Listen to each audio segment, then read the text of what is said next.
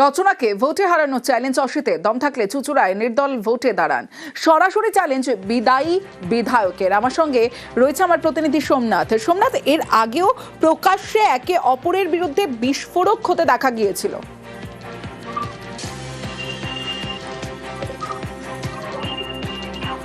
সোমনাথ, শোনা যাচ্ছে? হ্যাঁ, আরেকবার যদি বলো। সোমনাথ, এর আগেও আমরা দেখেছিলাম একে অপরের বিরুদ্ধে বিস্ফোরক হতে দেখা গেছে। হ্যাঁ দেখো, আগেও দেখা গেছে যে একটি স্মার্ট ক্লাস করা নিয়ে বিভিন্ন সাংসদের সাথে বিধায়কের দ্বন্দ্ব একটা ছিল। তার সেরকমই এখনই প্রকাশ্য এলো যে যখনই তৃণমূলের যে প্রার্থী যখনই হতে পারেননি চুচুড়ায় অসিত মজুমদার, তারপরই বিভিন্ন সময় দেখা গেছে যে তাদের কোনো মিছিল বা মিটিং এ সাংসদ থাকলে বিধায়ক থাকছে না, বিধায়ক থাকলে সাংসদ থাকছে না। এখন বিধায়ক সাংসদের উপরে প্রকাশ্যে বললো যে যদি তিনি নির্দল প্রার্থী হিসেবে চুচুড়ে দাঁড়ান, আমিও চুচুড়ায় নির্দল প্রার্থী হিসেবে দাঁড়াবো, যে দেখবো যে কে ভোট বেশি পাচ্ছে। যদি ভোট ওনার থেকে যদি উনি আমার থেকে ভোট কম পায় তাহলে আমি ন্যাড়া হয়ে পুরো হুগলি ঘুরে বেড়াবো।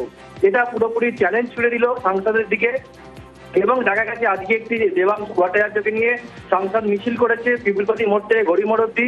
সেই মিছিলও দেখা যায়নি। যখন আমরা প্রশ্ন করি তখন বিষয়টা সাংসদ এড়িয়ে যান এবং যে তৃণমূল প্রার্থী তিনিও এড়িয়ে যান।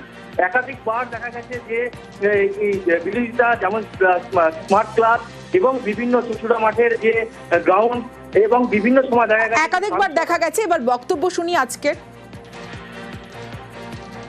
নতুন গভর্নমেন্ট না হওয়া পর্যন্ত এমএলএ আছি, তৃণমূলেই থাকবো, তৃণমূলের থেকেই পড়বো। আমি মুখ বুঝিয়ে ও বারবার অন্যায় করবে, সেই অন্যায়গুলো সহ্য করবো। দলীয় নেতৃত্বকে সব জানানো হয়েছে, A to Z জানানো হয়েছে। এদের মতো লোক দলে থাকলে দলে গোষ্ঠীদ্বন্দ্ব বাড়বে, দল শেষ হবে। আপনার টিকিট না পাওয়ার পিছনে কি রচনার হাত আছে? অবশ্যই আছে। আমি রাস্তায় হাঁটবো, রচনাও হাঁটবে। রচনার পেছনে কটা লোক হাঁটে, আমার পেছনে কটা লোক হাঁটে দেখে নেবেন। নাচাকোদার লোক হলে হবে? আমরা তো নাচাকোদার লোক নই, আমরা সিপিএম এর সাথে লড়াই করা লোক। 1 ঘন্টা বাদে বাদে মুখ ওয়াশ করি না তো। শুধু রচনা দিদিকে মিথ্যা কথা বলে, অভিষেককে মিথ্যা কথা বলে এই সর্বনাশ করিয়েছে। অযৌক্তিক মন্তব্য পাল্টা প্রতিক্রিয়া দিয়েছেন সাংসদ রচনা বন্দ্যোপাধ্যায়। এইসব বোকা বোকা কথার কোনো জায়গা নেই। বোকা বোকা কথা বলতে বারণ করুন। অনেক অভিজ্ঞ যিনি বিগত, তাকে নিয়ে আলোচনা করবেন না। আসন্ন দিনের জন্য ভাবুন, সামনে কি আসতে চলছে সেটা নিয়ে ভাবুন, আগামী চুচুড়াকে নিয়ে ভাবুন, পিছনে যারা চুচুড়া ফেলে এসছে সেটা নিয়ে ভাববেন। যে প্রত্যেকটি কথা বলছেন সেই কথার মধ্যে কোনো রকম যুক্তি নেই, কিচ্ছু নেই। ওনার মাথা খারাপ হয়ে গেছে। এরপরে সব কথা দিদি বলবেন আর অভিষেক বন্দ্যোপাধ্যায়, তারা সব খবর রাখে কে কি বলছে না বলছে। আমি আর কোনো উত্তর দিতে চাই না।